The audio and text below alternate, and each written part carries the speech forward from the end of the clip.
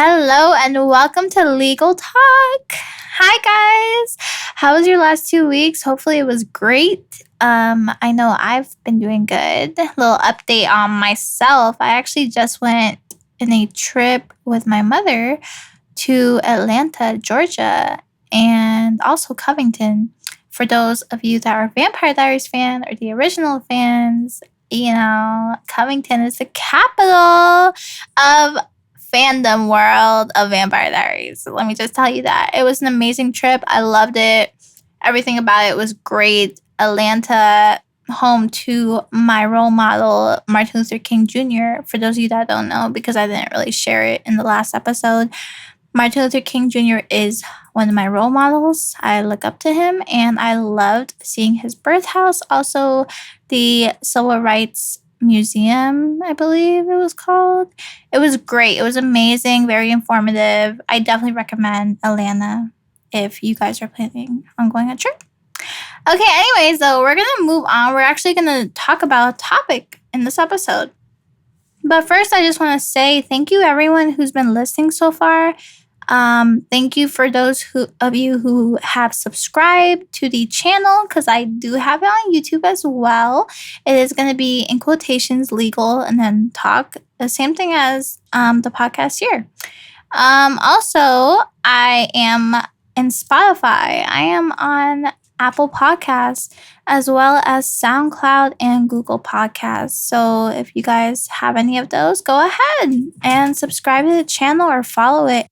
And I just want to take advantage of this moment right now to shout out the Instagram account. So the Instagram is legal_talk_pod. That is legal_talk_pod. So go ahead and follow that page right now, whether you're going to do it after the podcast or after this episode or before the episode. Right now, at this point, I give you permission. But yeah, go ahead and follow it. DM me. Let me know how you're liking this podcast so far. Also, just, let me know what topics you want me to talk about. Like I said, I want to talk about everything and anything. Anyways, let's get started.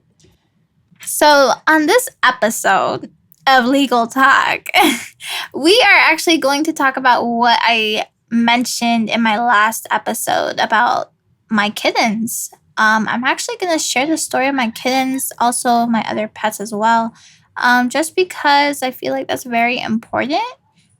And I'll get to why it's important in a little bit. But anyways, let me start with my kittens.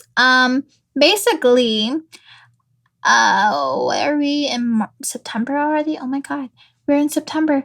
No, but honestly, basically what happened was in August, the beginning of August 6th to be exact, my mother's coworker found 2 baby kittens in the side of the road. And they were presumed dead, as most animals would be, the ones that are in the side of the road abandoned. However, she saw them moving and she picked them up and she took them to my mother's job. And once my mother texted me saying that they found 2 baby kittens. And when I say baby, I mean like newborn kittens. They still had their umbilical cord attached to themselves. And my mother sent me a picture of 2 baby kittens to my phone, and I fell in love with them. I also felt really bad because who does that? Like, honestly, who abandons 2 baby kittens? And whether or not they were abandoned or the mother possibly just left them, thought they were unhealthy for whatever reason, for some reason, it comes to me that I believe in everything happens for a reason. And I came across that picture for a reason. And I ended up going to my mother's job and picking both of them up to bring them home to take care of them. Because that was my intention, to take care of them and to make sure they survive, as it is very, very crucial the first few weeks of a kitten's life. Well, honestly, any animal's life, to be honest. The first few weeks are very, very crucial. And, I didn't know if they would survive. And, honestly, I would have been sad if they didn't, because I honestly would say I tried my best and I did. And now, looking a month later, they are perfectly healthy baby kittens. We have a boy and a girl. We discovered their gender like a week after rescuing them. They are a boy and a girl, and they are walking. They have teeth. They have teeth coming in. And, I've never taken care of an animal that young. So I never got to experience raising an animal from childhood to adulthood. And honestly, I could say it's a beautiful, beautiful experience to see that. Now, I'm not going to make this, all sad and everything, obviously. The kittens are great. They are a little bit over a month now, a month old, and they've been eating. They're actually transitioning from bottle feeding to eating in the bowl, which is amazing. It's great. They are going in the pace that they should be. And yeah, so moreover, though, going towards the loss side of this, because that's what the point is of this whole episode, just to be informative towards people that are not aware of this. The animal cruelty laws in Florida, because that's where I'm at. But yeah, I just want to touch base on that a little bit. Not a lot of people are aware of the laws in Florida, and I'm going to probably be referencing a lot throughout this podcast towards the laws in Florida, or actually in the States in general. And if so be it, international laws, because that's what I like. So yeah, we are going to discuss the law specifically with animal cruelty. And you know what? I suck at saying that word. But you guys know what I mean. So let's get started. So since right now, we're going to start with Florida. So basically in Florida, the animal cruelty laws are somewhat strict, not as strict as other countries, I would say, or other states. Just because I feel like, this is my opinion about this. I think in the States, animal cruelty is not seen as a huge thing. However, we don't deal with it like it's a major crime. And unfortunately, that's just the sad truth. Now, as far as internationally, there's a lot of issues with animals internationally from, I believe in China, they use the fur of animals to sell products or what such. And, there's just different aspects of it where the laws have to be in place and there's more strict consequences.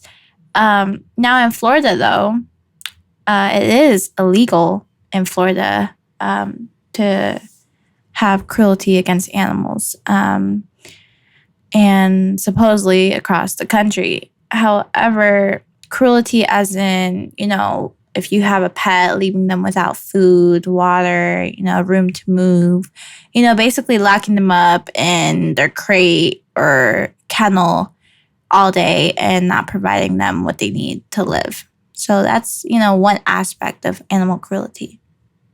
It's also seen as a misdemeanor. And I don't know how to say that word either. But it's ironic because I'm trying to be a lawyer. But yeah, it is a misdemeanor, and meaning that, they can be charged up to a certain amount for a fine and possibly spend time in jail. I'm guessing because it's a misdemeanor for up to 1 year, I would say. But yeah, it's just very interesting to look at the different aspects of animal cruelty, because a lot of people will define it differently. And at the end of the day, animal cruelty is animal cruelty. Like, you're doing something against an animal or you're harming an animal. Now, for the sake to go back to what my story was with the kittens, abandoning animals is also seen as a type of animal cruelty. And, that part is considered misdemeanor as well. Now, this includes abandoning an animal in, a shelter, a street, a public place. Like, it's just, but obviously when you abandon them, if you're abandoning them without any type of water, any type of food, like I said, means of living, then that's a sign of animal cruelty, or that's what animal cruelty can be as well. Now, providing an example as, something of animal cruelty, but this is very minor, but still an example. My dog, he is part husky, part Pomeranian. Now, towards his husky side, he needs to run. He needs to have exercise. That's just his breed. And for me not to take him out, that's cruel to him. So, we always try to go for walks. I try to get him to run as much as he can. And he loves it. Like, that's the one thing that we already knew about because he's part husky. So it's just what, his breed requires. Now, if you're not taking your dog to exercise, if you're just leaving them in the house, if you're just, just telling them, screw you, basically, that's animal cruelty. Another example would be, because in Florida, and I think in most places, to be honest, you're not supposed to leave your animal in the car when it's off and like you have to run in the store or whatever. Now that I did not know about until I experienced it one time. And I didn't leave him I left my dog in the car, by the way, for like maybe 10 minutes at most. However, there was a couple that approached me and, they were about to call the police. And I was so confused because I was just like, well, like, what's the big deal? And this was like a few years ago. Like, it was just, so I just, I asked them, like, well, why would you call the police? And they said, they told me something that just kept stuck in my head. They said, well, your car doesn't have AC. Your dog doesn't have the same temperature as you, like body temperature wise. So they get hot quicker. And I was thinking, I'm like, yeah, but I only left him in there for less than 10 minutes. And I was checking back and forth between where I was and my car. I kept the windows open as well. So, in my defense, I was still checking on my dog. It wasn't like I just left him there to soak in the sun. But I understood also where they were coming from. I'd probably do the same thing. And yeah, apparently the police can get involved if you leave your animal in a car with no AC. I'm pretty sure it's considered a huge crime to do that. But yeah, that was an interesting story time. But there are places that actually don't really depend on animals as such. So they don't really have as many animal cruelty laws. And we're going to talk about countries right now as far as international animal laws. So the animals are less dependent in India, in Nigeria, Ethiopia, Kenya, Philippines, Switzerland, Tanzania, and Sweden. And that is very interesting because, honestly, I would assume that they wouldn't really depend on animals. But yeah, that's very interesting in the international perspective. However, in the States, the state that has the most or the strictest animal cruelty laws, and I applaud them for this, is Illinois. And I did not know that. They actually have the best animal protection laws, and that is very cool. Hopefully Florida Florida will get to that one day because, there's so many animals here, from alligators to freaking dogs to cats to ferrets. There's so many animals, even birds, lots of birds. And, this is an interesting question though. Can you provide, or can you, um, torture a fish? Isn't that interesting? Because I'm thinking of myself. I have fish. Is there a way to be considered animal cruelty against fish? I feel like, yeah, if you like take them out and like abuse them, obviously, then yeah. But no, that's interesting. I'm sorry, I was just thinking out loud. But yeah, it's very interesting to think about that, to think about the laws and the way that people protect animals. It's because honestly, animals are like humans. They just can't talk, and I always tell my mom that my dog, he literally just needs to talk because he's so expressive and he's very he tells us how he's feeling, if that makes any sense, without even telling us. My cat, on the other hand, she's the opposite. She just wants love. That's it. And she wants to sleep and she wants to eat. That's it. That's really it. Now these two baby kittens, now we have to find out how they're going to be, because so far, they've been great. But we don't know their full personality yet. So it's too early to tell with them.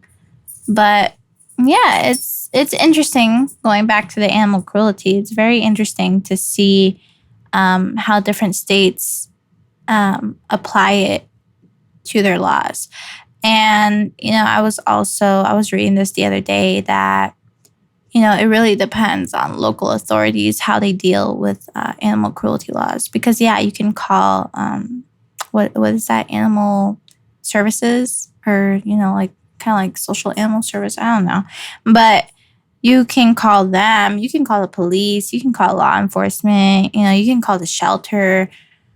You can do so much, like animal rescue, like, yeah, like there's just so much, but it really depends on each state and how they deal with the situation, because everyone could deal with it differently, and that's just the truth, and that sucks. But they should have one way of dealing with it and adopt Illinois's way of doing it. But unfortunately, it's just dependent on each state and how they deal with it. I'm pretty sure it's not even each state only. It's probably each county, because what are they going to do?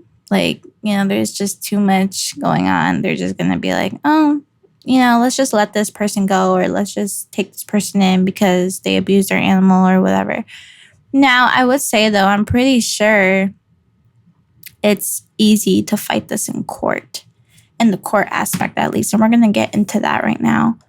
I would assume going into like the defenses in court regarding animal cruelty, like say if you were charged with it, I would say it's pretty easy to defend yourself because it's a he said, she said moment. Unless there's like a eyewitness, and then you're screwed. But it is a he said, she said at the end of the day, because even an eyewitness could lie, and you're not supposed to in court. But hey, that's just the truth.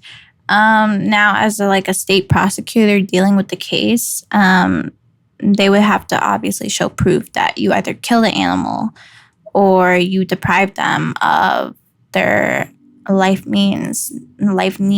So food, water, etc. Or you just did something that was inhumane, and then you're screwed. But yeah, I'm pretty sure it's pretty easy to defend yourself when it comes to animal cruelty. It's not like other crimes, for sure. And, just because it's a misdemeanor is definitely not treated as such. And I would honestly say that. Now, going towards, if this is considered a felony, because that's what comes after, misdemeanor. I honestly, my opinion, I would not say it is. However, it can be. Just like it really depends on what you're doing and who you're doing it to and what type of things are you really doing to animals? Because of course, it could excel to a felony. However, for you to be considered, for the actions that you're doing to be considered a felony, it must be a lot. But we're going to discuss that part. So there is something called dog fighting in most states. Well, I'm pretty sure in all states, and I'm pretty sure everywhere, to be honest, where people will actually willingly let their dogs fight. And that is crazy to me. Like, how do you get a dog, train them to fight, and actually fight another dog to the point that they could actually be killed or more? I don't know the rules of dog fighting, but like that's just psychotic to me. Like, how do you do that? I just don't get it. Now, dog fighting, though, thank God, is illegal in Florida and all states, 50 states. It is illegal, and it is considered a felony. Thank God, because like I said, I just don't understand why you would get a dog just to train them to fight and then fight another dog to be killed. Like, what? And then, or seriously injured. That's another thing. And that falls under animal cruelty as well. So, yeah, it's interesting to see that, people would actually do that. And that even is a thing. Now, because this is or that is considered a felony, felonies run a little different than misdemeanors. For those of you that don't know, felonies do give longer prison times compared to a misdemeanor. And honestly, for that, like, I would understand that, because you shouldn't be doing that in the first place as a person and to your dog. So, yeah, like I completely like this. So yeah, the imprisonment time could be for up to 3 years in jail. And then you would still get fined up to, I believe, $250,000. And that's a lot. That's a lot just to get your dogs to fight. Like, I don't understand that. But yeah, that would definitely be a much more serious case. And in that case, like, I feel like that in court, yeah, like that would easily go to the other side, and you would definitely get fined or imprisoned. Just because that's like, a dog fight is supposed to have a lot of people watching and a lot of witnesses. So one person just goes and says something, that's it, you're done. So yeah, that I'm glad that that's in place, that they, made that illegal, because that shouldn't even be legal in the first. It shouldn't even be a thing, like I said. But like going towards like the evidence side, because I discussed that with misdemeanors. With the felonies, it'll be, well, with this specific felony charge, it would be mostly because obviously for a dog fight, you're advertising, you're putting posters, you're doing something on social media. Someone could just show that easily to a law enforcement officer or anybody, like, that has a higher position and a law enforcement position. And bam, you're done. That's it. Because that's all the evidence they need. Now, in Florida, however, it is considered a felony. However, it is a 3rd-degree felony, I believe. So it's, Florida's Florida. Florida's special, It is definitely special.